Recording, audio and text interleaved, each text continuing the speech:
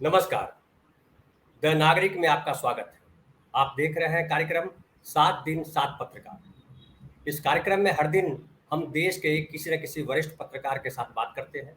देश के अलग-अलग मुद्दों पर, सामाजिक समस्याएं हों या राजनीतिक समस्याएं हों या किसी और फील्ड से जुड़ी हों। आज हमारे साथ हैं देश के जाने-माने पत्रकार प्रशांत टंडन जी। प्रशांत जी, आपका स्वागत है।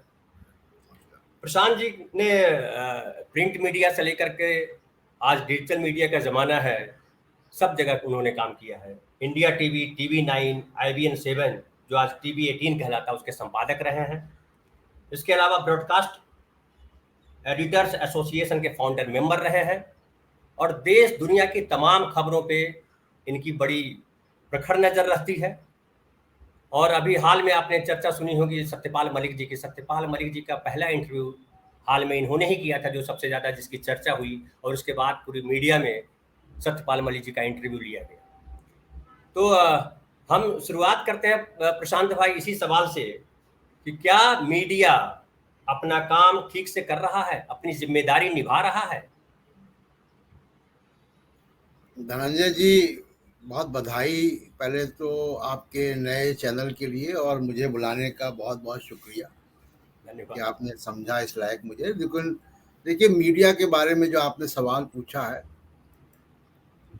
भारत की आज़ादी में मीडिया का बहुत बड़ा रोल रहा है। और जितने भी हमारे फ्रीडम फाइटर्स रहे हैं, चाहे वो महात्मा गांधी हो, भगत सिंह हो, पंडित नेहरू हो, सुभाष चंद्र बोस हो, लाजपत राय हों, सब लोग मीडिया के ज़रिए ही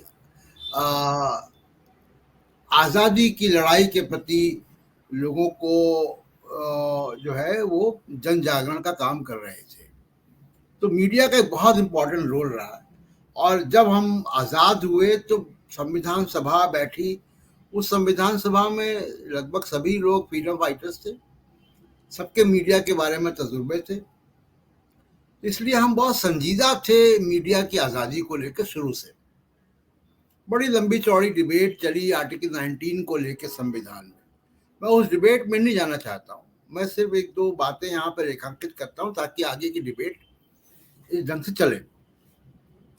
हमारे संविधान में और अमेरिका के संविधान में बड़े दो मौलिक अंतर हैं। अमेरिका के संविधान का पहला अमेंडमेंट सीधे सीधे मीडिया की बात करता है, प्रेस फ्रीडम की बात करता है। हमारा संविधान में मीडिया या प्रेस शब्द का जो है उल्लेख नहीं है। और वो इसलिए नहीं है कि जब संविधान सभा में चर्चा हुई अभिव्यक्ति की आज़ादी की, आर्टिकल 19(1)(a) में बहुत से सदस्य चाहते थे कि अलग से मीडिया के बारे में एक अनुच्छेद आए। पंडित नेहरू और डॉक्टर अंबेडकर की राय ये थी कि अगर भविष्य की कोई सरकार मीडिया पे अंकुश लगाएगी तो बहुत थोड़े से लोग होंगे। उस वक्त का मीडिया तो बहुत छोटा था। बहुत थोड़े से लोग होंगे जो अपने लिए, अपनी आज़ादी के लिए सरकार से लड़ेंगे, और सरकार बड़ी ताकतवर होती है, लड़ नहीं पाएंगे। तो अभिव्यक्ति की आज़ादी पर हमला पूरे देश के नागरिकों की आज़ादी पर हमला या संवैधानिक अधिकारों की अवहेलना होगी, और इसलिए उनको बड़ा सपोर्ट मिलेगा। और एक ये सरकार जो है, आगे आने भविष्य की सरकारें इस पर सचेत रहेंगी, ऐसी मंशा थी उनकी, और बड़ी नेक मंशा थी। लेकिन अभी जब हम 7 दशक हो चुके हैं हमारे संविधान को बने हुए, और लगभग मीडिया का काम कमोबेश चलता रहा ठीक ठाक, लेकिन उसमें एक जो खामी है धनंजय जी, वो ये है कि हमारे यहाँ एक आर्टिकल 19(2) भी है जो बोलने की आज़ादी पर, अभिव्यक्ति की आज़ादी पर एक तरीके का अंकुश लगाता है कि पब्लिक ऑर्डर का मेंटेनेंस, कोई और शर्तें हैं, किसी मुल्क से जो हमारे फ्रेंडली नेशन है उनसे संबंध न खराब हो, इंटरनल सिक्योरिटी का मामला है, ये तमाम बातें हैं। आपकी आवाज़ नहीं आ रही, आपकी आवाज़ नहीं आ रही। उसको अंकुश की जगह जो अंकुश लगाया आपने कहा, क्या उसको कहा जा सकता है कि वो दायित्व है? अधिकार आपके हैं अभिव्यक्ति की आज़ादी के, लेकिन एक अभिव्यक्ति की आज़ादी के साथ साथ आपका दायित्व भी है। दायित्व जो है, ये जिनको कहें कि कर्तव्य है ना, जी। कर्तव्य आर्टिकल 51 में है, कर्तव्य यहाँ नहीं है। अच्छा। ये ये राज्य को सीधा सीधा पावर दिया गया कि वो देखे कि बोलने की आजादी का मतलब ये नहीं है कि वो राष्ट्रीय सुरक्षा में खतरा हो, किसी की अवमानना हो, वगैरह वगैरह, ऐसे बहुत सारे वो हैं। जी। दिक्कत धनंजय जी यहाँ पे ये आती है कि प्रेस की आजादी को बचाने का कोई भी कानून नहीं है। आर्टिकल 19(2) के आड़ में दर्जनों कानून बन गए, दर्जनों। कोई भी नया कानून बनता है उसमें 2 क्लॉज ये जरूर होते हैं कि मीडिया ये काम नहीं करेगा। जैसे कंटेम्प्ट ऑफ कोर्ट एक्ट बना, तो कंटेम्प्ट ऑफ कोर्ट एक्ट भी एक तरीके से अंकुश है कि हम क्या रिपोर्ट करें क्या ना करें। बहुत सारे जो कानून बनते हैं प्रिवेंटिव अरेस्ट के या प्रिवेंटिव कानून बनते हैं, प्रिवेंशन ऑफ क्राइम के, उनमें मीडिया के ऊपर रोकथाम की बात होती है। लेकिन बोलने की आज़ादी के पक्ष में एक भी कानून नहीं बना। अब मैं आता हूं कि जी 2014 के बाद से क्या हो रहा है। चर्चा इसी बात की है कि क्या मीडिया जी। में गड़बड़ है, जी। क्योंकि ऐसा पहले कभी नहीं देखा गया। मीडिया हमेशा आइडियल मीडिया कभी भी नहीं रहा हमारे देश में। किसी भी सरकार को ईमानदार पत्रकार अच्छा नहीं लगता है, आज़ाद मीडिया किसी भी सरकार को अच्छा नहीं लगता है। तो पहले भी बहुत सी ऐसी बातें आती रही हैं। 2014 के पहले भी मेरे ऊपर बहुत सारे लीगल नोटिस आते थे, मुकदमे होते थे डिफेमेशन के, और लेकिन ऐसा कभी नहीं हुआ कि मीडिया का एक बड़ा हिस्सा सरकार के पक्ष में चला जाए और वो विपक्ष से सवाल पूछना शुरू कर दे। इस देश में वीपी सिंह हुए हैं। वीपी सिंह मीडिया की बदौलत इतने बड़े नेता बन गए। जनता पार्टी जब बनी तो उसको मीडिया का बहुत बड़ा सपोर्ट था, तब तक सेंसरशिप हट चुकी थी जब वो बन के आई। तमाम ऐसे मामलों में आप देखिए, चंद्रशेखर ने जब यात्रा निकाली तो कितनी मैगजीनों ने कवर स्टोरियां की। उससे बड़ी यात्रा राहुल गांधी ने निकाली और कोई चर्चा नहीं मीडिया में। तो मीडिया की स्थिति जो है वो खराब क्यों हुई है? पिछली सरकारों ने बहुत कुछ इग्नोर किया, बहुत कुछ इग्नोर किया है। समय रहते कानून नहीं बनाए, समय रहते मीडिया को उस तरीके से आज़ाद नहीं किया उद्योगपतियों के चंगुल से। ये नियम नहीं बनाया कि कौन मीडिया लाएगा कौन नहीं लाएगा। तो वो हमारे देश का मीडिया इसलिए बहुत खराब स्थिति में है। दूसरी सबसे बड़ी इंपॉर्टेंट बात धनंजय जी ये है कि मीडिया में डाइवर्सिटी बिल्कुल भी नहीं है। ये सवर्ण घेटोज हैं, जो न्यूज रूम है आज के ज़माने के, वो सवर्ण घेटोज हैं। सवर्णों की भरमारी है, 90% 80% सवर्ण है वहाँ पे।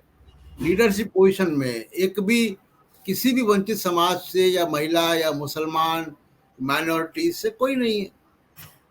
हार्डली इक्का दुक्का आपको लोग मिल जाएंगे कहीं भूल चूक से। तो ये मीडिया की जो बनावट है वो बहुत फॉल्टी है। धन्य जी।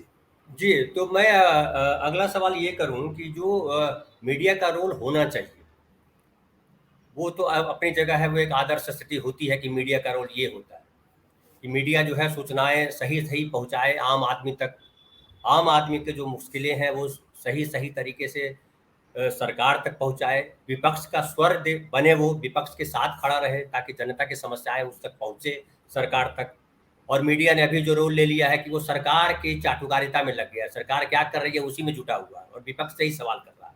तो ये मीडिया के साथ है। लेकिन मैं अगर ये सवाल करूं कि इमरजेंसी के समय भी मीडिया पे अंकुश था, लेकिन इमरजेंसी में भी मीडिया अपने रोल में था।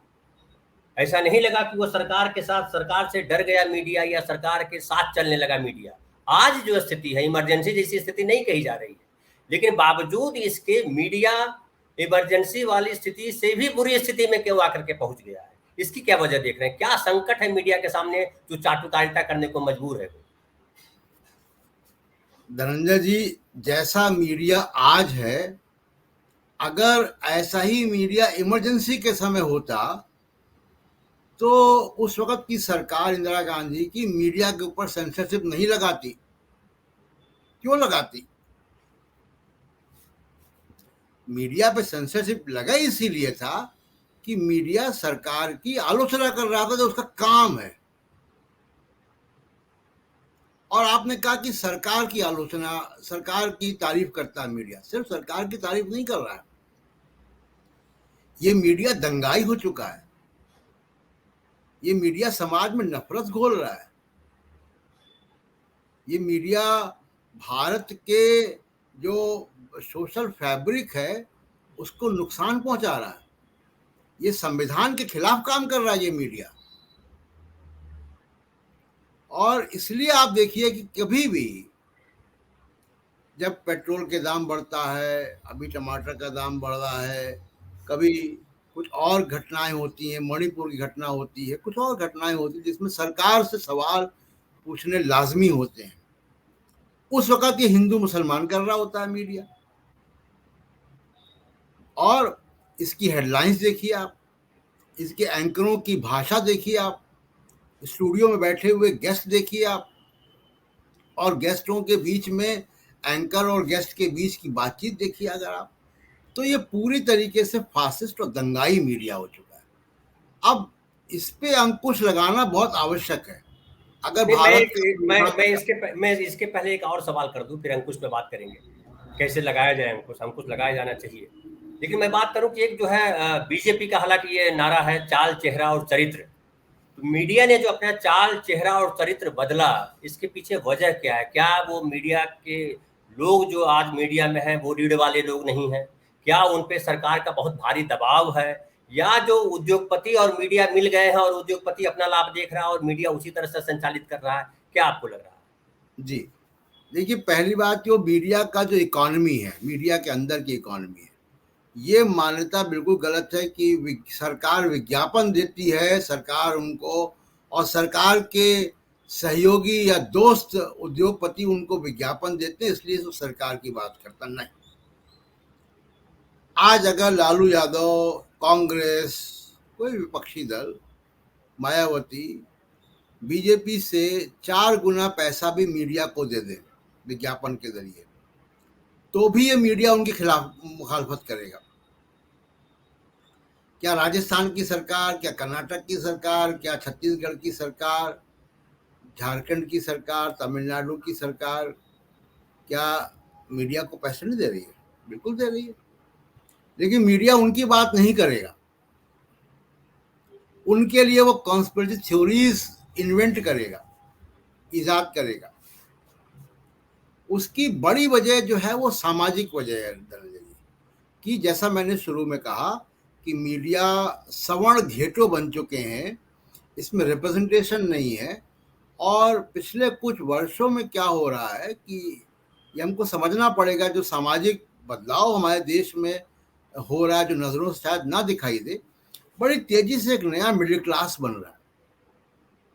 वो नया मिडिल क्लास कुछ तो सरकार की या संविधान की अफर्मेटिव नीतियों की वजह से बन रहा है, और कुछ जो इकोनॉमिक एक्टिविटी और टेक्नोलॉजी के आने से बन रहा है। और ये जो नया मिडिल क्लास है, ये उसमें बहुत बड़ा जो तबका है वो वंचित समाज से आ रहा है। उसमें मुसलमान है, उसमें पिछड़ी जातियां हैं, उसमें दलित हैं, महिलाएं हैं। ये सारी वो चीज़ें हैं, ये सारे वो लोग हैं जो हिंदू अपर कास्ट पुरुषवादी मानसिकता का जो वर्चस्व है उसको चुनौती दे रहे हैं। वो चुनौती बिल्कुल दरवाजे पर है। ये उसका जो डेमोग्राफिक इनसिक्योरिटी है उसका नतीजा है कि मीडिया ऐसा हो गया है, क्योंकि मीडिया भी एक सवर्णों का वो है, घेटो है, जैसा मैं कह रहा हूं बार बार। ये केवल आर्थिक मामला नहीं है, केवल ये नहीं कि उद्योगपतियों को सरकार की नीति से फायदा हो रहा है तो उद्योगपति मीडिया के जरिए सरकार को कवर फायर दे रहे हैं। नो, इतना सिंपल नहीं है, ये इतना सीधा नहीं है, क्योंकि ये इस तरीके का गठजोड़ पिछली सरकारों में भी रहा मीडिया के साथ। पिछली सरकारें भी जिन उद्योगपतियों के पास मीडिया हाउस थे उनको फायदे देती रही है, लेकिन इस सरकार के साथ मुश्किल ये बात है कि वैचारिक रूप से जो सवर्ण हिंदू है वो अपने आप को मान रहा है कि वो नरेंद्र मोदी या आरएसएस की छत्र छाया में बच सकता है, और उसको वो इनसिक्योरिटी धकेलती है कि वो नफरत पैदा करे, वो बचाए अपने आप को, वो डिफेंसिव है वो। जी भाई साहब, आप जो ये कह रहे हैं सवर्णवादी घेटू, ये बहुत बड़ा आपने एक कहिए कि अब ये जिस तरह से हो रहा है उसमें आपने एक आरोप सा मैं इसको देखता हूँ कि सवर्णों का की बहुलता जो है मीडिया में शुरू से थी। आज तो कुछ आ भी गए हैं बहुजन समाज के लोग, चाहे पिछड़े वर्ग हों या दलित समाज से लोग, लेकिन मीडिया पे कब्जा ही बेसिकली हमेशा रहा सवर्णों का। वो 2014 से पहले भी रहा, लेकिन 2014 से पहले ये स्थिति नहीं थी जो आज है। मीडिया में लोग वैसे ही हैं, सवर्ण ही है, सब सवर्णवादी सोच वाले ही हैं। लेकिन आज जो सवर्णवादी सोच वाले लोग सवर्णवाद को या सामंतवाद को बढ़ाने में लगे हुए हैं, उसके पीछे क्या भाजपा का उभार है, नरेंद्र मोदी का उभार है, आरएसएस का एजेंडा है जो उनके अंदर छुपा हुआ था उसको लाना चाह रहे हैं। और आपने एक और बात कही कि डर है, उनको लग रहा है कि बहुजन समाज जिस तरह से उभर रहा है कल को कहीं दबा न दे हमको, इस डर में ऐसा कर रहे हैं। क्या आपको लग रहा है? दोनों दो तीन चीजें धनंजय जी एक साथ हुई है। एक तो ग्लोबल इस्लामोफोबिया चल रहा था, और ग्लोबल इस्लामोफोबिया ने यहाँ की आरएसएस की मुस्लिम विरोधी राजनीति को एक तरीके से लेजिटिमाइज किया।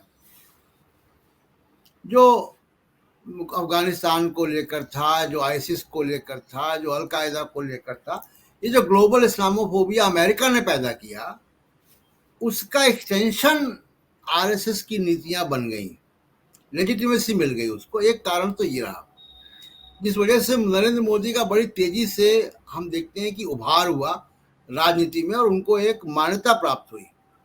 दूसरी एक बड़ी वजह, सबसे बड़ी वजह धनंजय जी ये है, आपने कहा 2014 से पहले भी सवर्ण थे, 2014 के बाद भी सवर्णों का कब्जा है मीडिया पे, और मैं डेटा के हिसाब से बोल रहा हूँ, कोई ऐसे हवाबाजी नहीं है ये। इस पे कई सर्वेक्षण हुए हैं, न्यूज लॉन्ड्री ने किया, हिंदू ने किया है, अनिल चमड़िया और योगेंद्र यादव ने सबसे पहले 2006 में किया था ये सर्वे। तो ये जो बात है कि 2014 के बाद क्यों हुआ ये, देखिए 2014 तक या 12-13 तक, 2014 के पहले भी मैं 2 साल जा रहा हूँ, तब तक हिंदू अपर कास्ट को, चाहे वो मीडिया में हो, चाहे वो सुप्रीम कोर्ट में हो, चाहे वो ब्यूरोक्रेसी में हो, चाहे वो पुलिस में हो, चाहे वो बैंक में काम करता हो, इस हिंदू अपर कास्ट को ये लगता रहा कि ये जो संविधान, नैतिकता, मर्यादा, लोकतंत्र से हमारा वर्चस्व बना हुआ है, ये काम चल रहा है हमारा। बात वही है कि जब उसको नया मिडिल क्लास आता दिखाई दिया, नए इंटेलेक्चुअल्स आते दिखाई दिए, उसको अपने इर्द गिर्द सरनेम बदलते हुए दिखाई दिए, तब उसको लगा कि नहीं, अब ये मर्यादा, शराफत, नैतिकता, संविधानवाद से काम नहीं चलेगा लोकतंत्र से। अब हमको अपने आप को बचाना है। वो कामयाब होगा कि नहीं होगा वो मैं अलग बात है, लेकिन उसकी जो मनस्थिति है वो यही है कि अब बचाना है अपने आप को। तो इसलिए आप देखिए, केवल मीडिया नहीं है, आपको ये टेंडेंसी अदालतों में दिखाई दे रही है, ब्यूरोक्रेसी में दिखाई दे रही है, पुलिस में दिखाई दे रही है, तमाम और इदारों में दिखाई दे रही है, खासकर हिंदू अपर कास्ट जो इदारे हैं उनमें दिखाई दे रही है। तो ये 2014 के बाद उस सोच को नरेंद्र मोदी की सरकार ने, उनके एक्शंस ने उसको स्वीकार्यता दी। इसलिए आप देखिए कि ज्यादा हिंसक है, चाहे वो फेसबुक हो, चाहे वो ट्विटर हो, चाहे और जगह हो, चाहे वो फिजिकल लाइफ हो, समाज में हिंसा आई है। नहीं बिल्कुल, आज आप जी जी जी कंप्लीट कर लीजिए। तो जब भी आप लिखे, जैसे आप, मैं देखता हूं कि मुझको सोशल मीडिया पे ट्रोल कौन लोग करते हैं, 90% से ऊपर वो लोग ट्रोल करते हैं जो हिंदू अपर कास्ट है।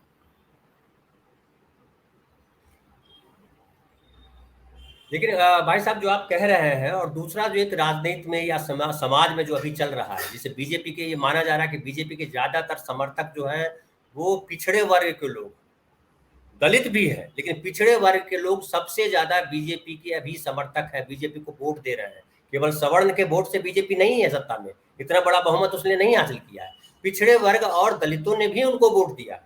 तो और मीडिया का जो आप रोल बता रहे हैं, मीडिया में जिस तरह का करेक्टर बता रहे हैं वो अलग है।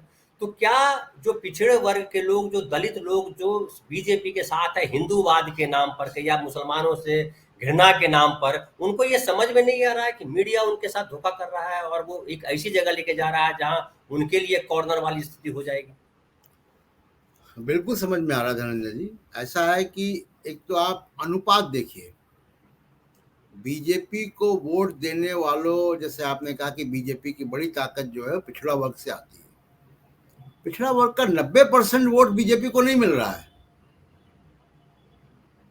एक बड़ा स्लाइस मिल रहा है, लेकिन क्योंकि उनकी संख्या ज्यादा है तो वो ज्यादा वजन रखता है, उनके उसका वेटेज ज्यादा है। लेकिन अगर जनसंख्या के अनुपात के हिसाब से देखेंगे तो 90% दलित या 90% अल्प जो पिछड़ा वर्ग है वो बीजेपी आरएसएस को सपोर्ट नहीं कर रहा है।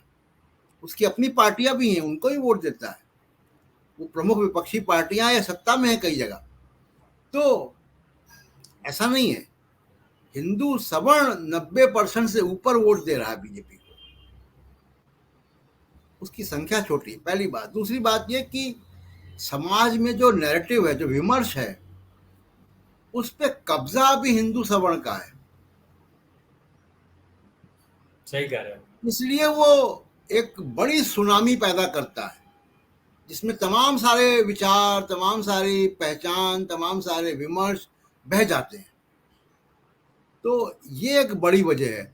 अब धीमे धीमे क्या हो रहा है कि वंचित वर्ग से भी बुद्धिजीवी आ रहे हैं, उनकी तरफ से भी एक पहल हो रही है, वो अपना जगह बना रहे हैं। डिजिटल मीडिया एक उभर रहा है, काफी बड़ी ताकत में होके उभरा है, और वो एक विमर्श पैदा, नया तरीके का विमर्श भारत में पैदा कर रहा है जो बहुत सकारात्मक है, जो नया भारत बना रहा है और बहुत तेजी से बना रहा है। इसलिए आप देखिए कि जो गोदी मीडिया जिसको हम कहते हैं वो बड़ी तेजी से अपनी स्वीकार्यता और अपनी क्रेडिबिलिटी दोनों खो रहा है, और इस बात को आरएसएस बीजेपी भी महसूस कर रही है। अभी उन्होंने यूट्यूबर्स के साथ इंगेज करने का प्रोग्राम बनाया है, तो उन्होंने यूट्यूब में उनको नहीं ढूंढा जो दिन रात नफरत फैलाते हैं, उन एंकर्स को नहीं ढूंढ लेकर आए वो अपने एंगेजमेंट प्रोग्राम में, क्योंकि उनको मालूम है बीजेपी को कि ये लोग अपनी क्रेडिबिलिटी खो चुके हैं, ये अब समाज में कोई वैकल्पिक विमर्श पैदा नहीं कर पाएंगे।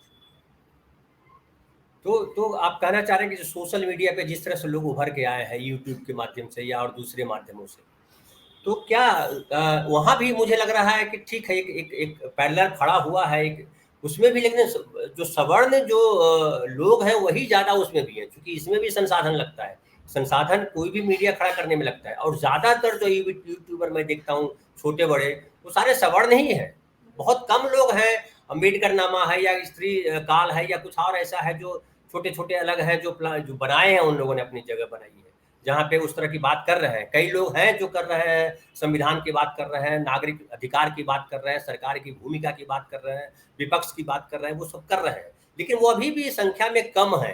तो क्या लग रहा है इसको कैसे जो है ठीक किया जा सकता है, और ये जो एक जो सवर्णवादी सोच जो मीडिया पर हावी है, उसको कैसे, उसको मुकाबला उसका कैसे किया जा सकता है, क्योंकि वो संख्या में बहुत ज्यादा है, संसाधन में बहुत ज्यादा है, सरकार उनके साथ जाके खड़ी हो गई है, तो उसका मुकाबला कैसे किया जा सकता है कि जनता तक, नागरिकों तक सही बात पहुंचे? दो दो इसके उपाय हैं धनंजय जी। एक तो ये कि जो मीडिया बहुत बड़ा मीडिया है, बड़ा कॉम्प्लेक्स है मीडिया, अलग अलग ब्रांचेस हैं, टेक्नोलॉजी जुड़ने के साथ उसकी कॉम्प्लेक्सिटी और उसका विस्तार कई गुना बढ़ा है, तो नए कानून और नई नीतियों की जरूरत है। अभी जब हम आपसे बात कर रहे हैं तो फेसबुक ने कंबोडिया के प्राइम मिनिस्टर को ब्लॉक कर दिया, क्यों ब्लॉक किया है? क्योंकि अपने विरोधी पार्टियों के नेताओं को वो हिंसक तौर पे धमकियां दे रहे थे। भारत में ये काम लगातार हो रहा है। भारत के फेसबुक ने ये काम नहीं किया। भारत का फेसबुक उल्टा काम करता है। अभी फेसबुक की जनरल बॉडी मीटिंग हुई है 1.5 महीना पहले। उसमें भारत में जो नफरत फैलती है व्हाट्सएप और फेसबुक और इंस्टाग्राम के जरिए, ये जो मेटा कंपनी है, मेटा कंपनी के 3 ये चैनल हैं, इनके ऊपर एक वहाँ प्रपोजल 7 आया। मैंने भी उसको आगे बढ़ाया। वो प्रपोजल 7 भारत में नफरत के ही मामले पर था कि फेसबुक नफरत पे अंकुश लगाए भारत में। फेसबुक के बोर्ड ने उसको गिरवा दिया, अपील जारी की कि इस प्रपोजल के खिलाफ वोट करो। खैर, वो संघर्ष जारी है। तो मैं कंबोडिया एग्जाम्पल दे रहा हूँ। कंबोडिया में ये हो रहा है। हमारे देश में जागरूकता बढ़ानी पड़ेगी। कि भाई साहब बात ये आ जाती है कि जब फेसबुक तो क्या करेगा, फेसबुक पे तो फिर भी कम लोग बोल रहे हैं। जब खुले मंचों से नेता संसद और विधानसभा में संविधान के खिलाफ बात करते हैं, उकसाने वाली बात करते हैं, तो फेसबुक और सोशल मीडिया बेचारा क्या करे, वो कैसे रोक पाएगा? हम देख रहे हैं कि विधानसभा में लोग कह देते हैं कि बुलडोजर जो है जा रहा है, न्याय की पूरी धज्जी उड़ा दी जाती है, और बुलडोजर किसी के घर पे चले, अपराध किसी ने किया। अभी जैसे वहां पे देख रहा था मध्य प्रदेश में जो घटना हुई कि अपराध किया उस आदमी ने और उसके घर को तोड़ने के लिए पहुंच गए बुलडोजर लेकर के। तो उस घर में और भी तो सदस्य रह रहे हैं, और बुलडोजर तो न्याय फाइनली है नहीं। तो न्याय की अवमानना या न्याय को धता बताने का काम तो खुद सरकारें कर रही है। अब उसमें बेचारा सोशल मीडिया क्या कर ले, सरेआम जिस तरह से बातें हो रही है। देखिए, अगर आप कुएं में भांग मिला देंगे तो फिर तो पूरा गांव ही नशे में होगा। एग्जैक्टली। तो अभी वही स्थिति है कि भांग कुएं में मिल गई है। ये धीमे धीमे ठीक होगा। कानून की मैं बात करता हूँ। कानून में पिछली सरकारों में क्या गड़बड़ियाँ हुई, आगे की सरकारें जब भी आए 2024 के बाद नतीजा जो भी आए, विपक्षी दल अभी बेंगलोर में मिल रहे हैं, पटना में मिले हैं, इनको इस पे बात करनी चाहिए। बात क्या करनी चाहिए कि मीडिया के पर कानून लाया जाए, अंकुश लगाने के लिए नहीं, ठीक करने के लिए।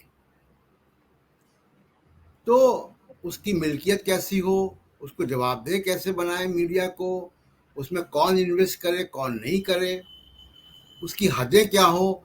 मीडिया में कुछ लोगों 10-15 लोगों की मोनोपोली क्यों हो, कोई जैन, कोई गोयनका, कोई गुप्ता, ये 3-4 परिवार ही देश का मीडिया क्यों चलाएंगे? और मैं आपको एग्जांपल देता हूँ। अमेरिका में जैसे हमारे मोबाइल सर्कल्स हैं, तो वोडाफोन चेन्नई में नहीं अपना लॉन्च कर सकता। उसको चेन्नई वाली साउथ की कंपनी से टाई अप करना पड़ेगा अपना रोमिंग चलाने के लिए। एयरटेल कलकत्ता में नहीं जा सकता। तो सर्किल बने हुए हैं। इस तरीके के सर्किल अमेरिका में मीडिया की ऑडियंसेस के हैं। तो जो 30-35% से ऊपर ऑडियंस जिस मीडिया हाउस का है, उसको दूसरा मीडिया वहां लॉन्च करने की इजाजत नहीं है। मल्टीपल एडिशंस नहीं है। न्यूयॉर्क टाइम्स केवल न्यूयॉर्क से ही छपता है, दुनिया में जाना जाता है। वॉशिंगटन पोस्ट वॉशिंगटन से ही छपता है, न्यूयॉर्क से नहीं छपता है। अब आप देखिए कि आपके यहाँ जो अखबार हैं, दैनिक जागरण, अमर उजाला, न भारत टाइम्स, हिंदुस्तान टाइम्स, किन किन शहरों से छपते हैं? टाइम्स ऑफ इंडिया पूरे देश के हर बड़े शहर से छपता है। तो ये इसको ठीक करना पड़ेगा। जो कम्युनिकेशन जितनी आसानी से, अभी हमने देखा कि एनडीटीवी को खरीद लिया अडानी जी ने। अमेरिका में किसी चैनल को ऐसे नहीं खरीदा जा सकता। उनका कम्युनिकेशन कमीशन इजाजत देगा कि मोटिव क्या है, ये सब चीज देखेगा। केवल जेब में पैसा और इसके लिए आप मीडिया खरीदेंगे, ये बात नहीं है। क्योंकि मीडिया पब्लिक ओपिनियन को जनरेट करता है। ये आइसक्रीम की फैक्ट्री नहीं है। तो इसके खरीदने बेचने के नियम दूसरे होने चाहिए। जी तो बहुत प्रशांत सारे भाई, टूल्स हैं। जिसपे जी, कि कंप्लीट करिए। काम होना चाहिए। जी। प्रशांत भाई आप जो कह रहे हैं बिल्कुल सही कह रहे हैं, लेकिन अभी सरकार से तो अपेक्षा नहीं कर सकते कि ये नीति और कानून लाएगी सरकार। सरकार अगर ये सरकार अगर कानून लाएगी भी तो कोई कैसे इसको क्रश किया जाए ऐसा कोई कानून लाएगी। तो जब आगे सरकार आएगी तब देखेंगे। और मैं तो मानता हूँ कि मीडिया को जो है वो नदी के दो किनारे की तरह चाहिए। वो साइड तो चाहिए, क्योंकि अगर आप खुला छोड़ देंगे तो पानी पता नहीं कहाँ चला जाएगा। तो नदी की तरह दो तटबंध तो चाहिए, वो सरकार नीति और नियम तय करे, बिल्कुल जरूरी है। तो आपसे बात हुई, आपने सारे मुद्दों पर सही तरीके से विस्तार से जवाब दिया। मुझे लगता है हमारे दर्शकों को मीडिया के रोल, मीडिया की जो मौजूदा भूमिका है और मीडिया कहाँ गड़बड़ कर रहा है और क्यों गड़बड़ कर रहा है, ये तमाम बातों से हमारे दर्शक अवगत हो पाए होंगे। तो प्रशांत भाई आपका बहुत बहुत धन्यवाद, आप आए और आपने बात की। नमस्कार धनंजय जी। ये लंबी लंबी बात है मीडिया है, क्योंकि मैंने कहा बड़ा कॉम्प्लेक्स है और बहुत घंटों लगेंगे मीडिया का रोल बिल्कुल बताने में। बिल्कुल। सोशल मीडिया है, डिजिटल मीडिया है, किसका रोल क्या फिर होना चाहिए, लेकिन मोटी मोटी जो बातें हैं वो ये है जो हम वो लोगों ने चर्चा की है। जी जी, थोड़े चूंकि हमारा ये आधे घंटे का कार्यक्रम है, थोड़ी बाध्यता है इसकी। फिर हम आपके साथ वापस मीडिया पे किसी दिन बात करेंगे, लेकिन अभी तो ये करते हैं जी।